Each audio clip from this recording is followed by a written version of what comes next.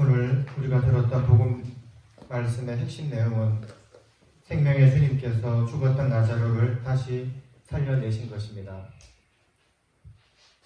나사로의 죽음과 소생은 예수님의 죽음과 부활을 예표하는 것입니다. 요한복음에 나오는 7개의 표징 가운데 첫째 기적인 카나의 혼인잔치의 표징으로 구원의 새로운 시대가 왔음을 알려주었다면, 마지막 기적인 나사로의 소생은 새로운 시대가 예수님의 죽음과 부활로 완성될 것임을 우리에게 알려줍니다. 첫 번째 표징이 인생의 기쁨과 행복을 드러내는 결혼식 자리에서 이루어졌다면, 마지막 표징은 슬픔과 눈물로 얼룩진 무덤에서 이루어졌습니다. 우리는 요즘 코로나 바이러스 때문에 정말로 이제 많이 마음들이 무겁고 또 아프신 분들이 너무 많기 때문에 정말 어려운 시기를 보내고 있는데, 우리가 겪는 이 질병이 때로는 주님을 섬기는 도구가 될 수 있습니다. 세계 3대 성악가 중에 하나였던 호세 카레라스는 한창 명성을 누리던 1987년 갑자기 쓰러졌습니다. 병명은 급성 림프구성 백혈병인데 그때 당시 생존 확률은 10%밖에 되지 않았다고 합니다. 백혈병과의 투쟁으로 호세 카레라스의 심신은 고갈되어 갔습니다. 머리카락이 빠지고 손톱과 발톱이 떨어져 나가는 투병 생활에서 그는 하나님께 기도하는 것을 멈추지 않았다고 합니다.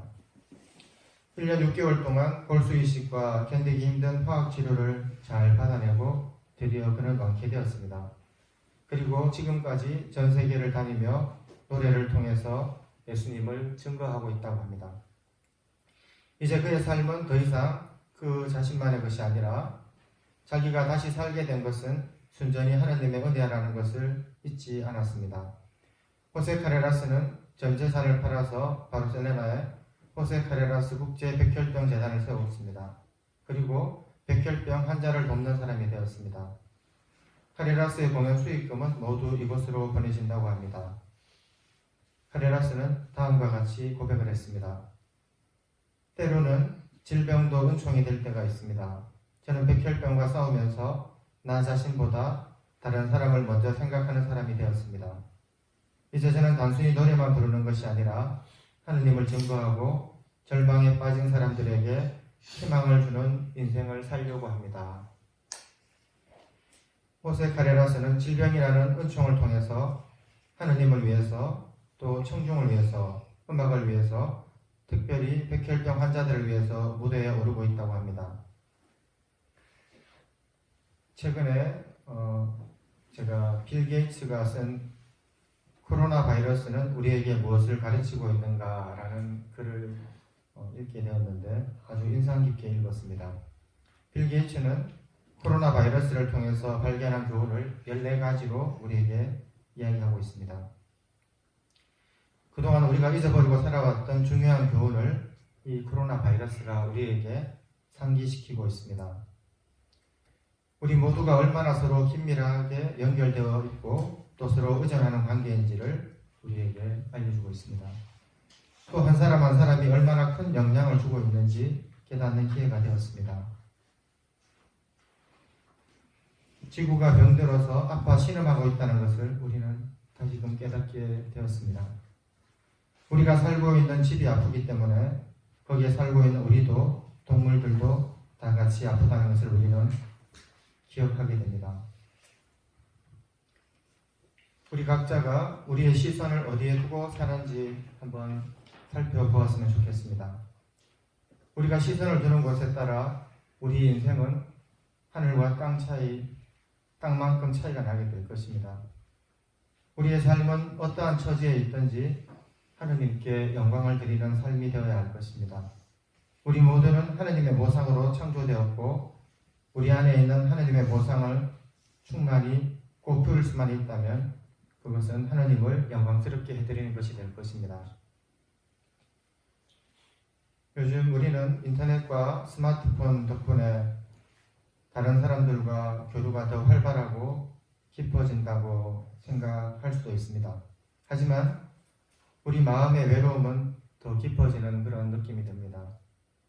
참으로 다양한 SNS 수단들을 통해서 끊임없이 소식을 공유하지만 우리의 내적인 허전함은 줄어들지가 않습니다. 인터넷과 스마트폰에 매여 있다 보니 정작 자기 자신과는 분리된다는 그런 느낌이 듭니다. 자신과의 소통하는 시간을 갖지 못하고 있는 것은 아닌가 반성하게 됩니다.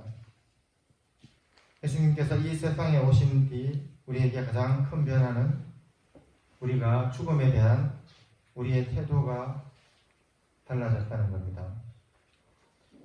이제 죽음은 우리에게 더 이상의 공포의 대상이 아닙니다. 예수님께서 오시기 전에는 그 누구도 죽음의 공포에서 벗어날 수가 없었습니다. 하지만 예수님께서 오시어 죽음의 세력을 물리치심으로써 우리 그리스도인들에게는 죽음은 더 이상 죽음이 아니라 그것은 영원한 생명을 얻기 위해서 우리가 통과해야 할 관문이 되었습니다. 영원한 생명은 먼 훗날이 아니라 지금 이 순간에도 우리가 누려야 됩니다. 마치 어둠 속에서 떨고 있던 이가 빛을 향해 나아가는 순간 그 빛이 주는 따스함과 밝음을 체험하듯이 우리가 생명의 예수님을 우리의 주님으로 영접한다면 그 순간부터 우리는 영원한 생명을 살아가게 됩니다.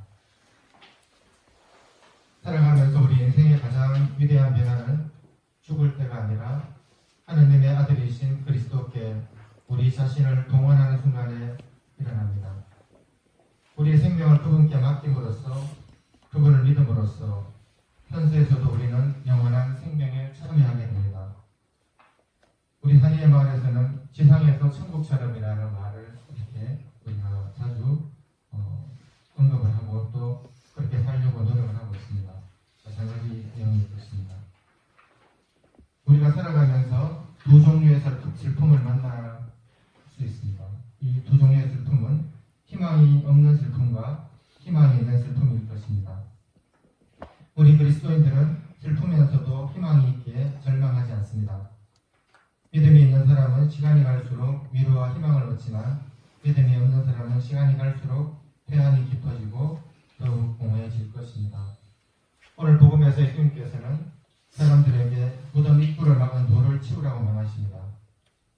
주님께서 돌을 치워라 하신 것은 주님의 능력과 우리의 응답이 함께할 때 기적이 일어나기 때문입니다. 예수님은 우리의 손과 발을 통해서 일을 하고자 하십니다. 하나의 혼인잔치에서도 그랬고 태경소경의 치유 사건에서도 마찬가지였습니다. 예수님의 명령을 받은 이들은 무슨 일이 일어날지 전혀 모르면서도 그저 예수님을 믿고 그분의 명령에 순종했습니다. 그리고 예수님은 그들이 보여준 믿음의 순종에 맞닿게 기적을 일으키셨습니다. 우리도 오늘 예수님의 명을 받들었던 그 사람들처럼 우리도 같은 태도를 지녀야 할 것입니다. 설령 우리가 이해하지 못하더라도 또 우리 마음에 들지 않더라도 또 우리 생각과 뜻과는 다르더라도 우리가 주님의 뜻에 기꺼이 순종할 때 우리의 행위는 열매를 맺게 될 것입니다. 모든 것을 합하여 선으로 이끄시는 그분의 섭리 안에서 좋은 결과를 가져올 것입니다. 오늘 복음에 나오는 라자로는 우리와 같은 존재라는 것을 우리가 기억해야 될 것입니다. 예수님은 라자로에 보시고 라자로를 사랑했다고 강조합니다. 우리 또한 예수님의 사랑받는 것들입니다. 잠언 8장 30절에 나오는 나는 그분 곁에서 사랑받는 아이였다는 구절 여러분 기억하셨습니다.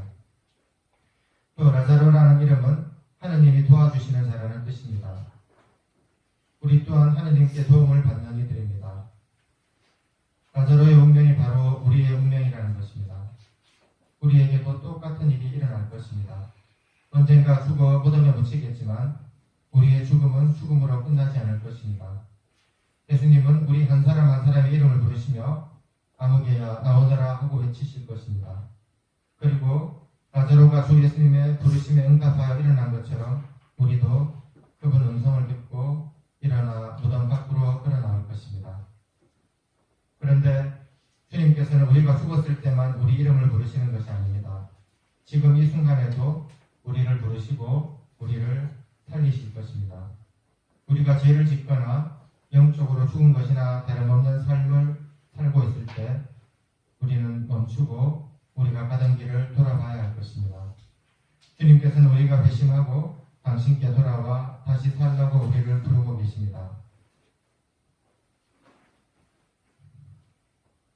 우리는 자기 스스로 무덤을 팔 때가 많습니다.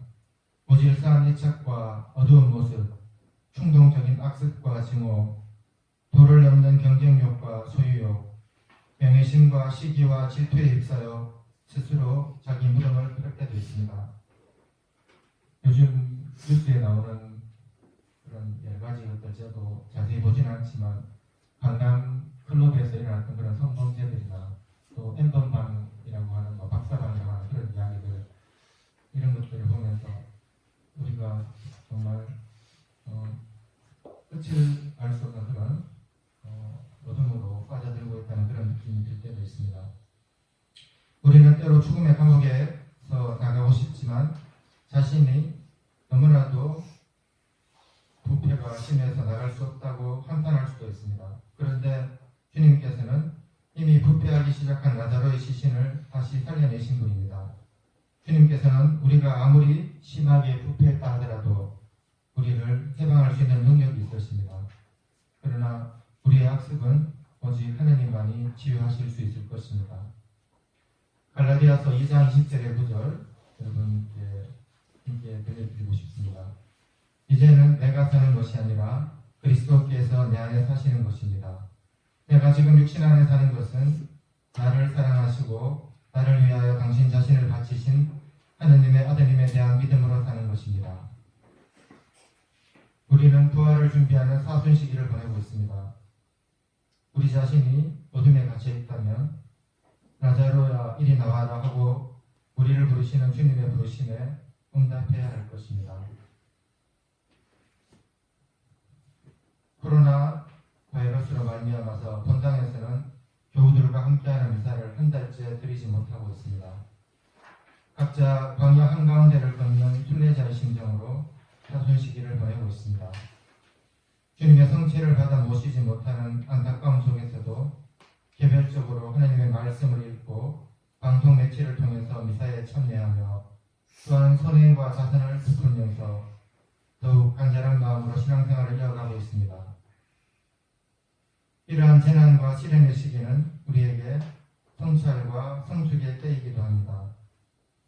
하느님께서는 우리에게 시련을 허락하시지만 동시에 시련을 이겨낼 힘을 주실 것입니다. 악에서도 손을 이끌어내시는 하나님의 사랑과 자비의 섭리를 깨달을 수 있는 은혜를 청했으면 좋겠습니다. 이 위기를 극복해 나갈 수 있는 지혜를 하나님께 간청합시다. 죄와 죽음의 어둠을 물리치고 영원한 생명의 문을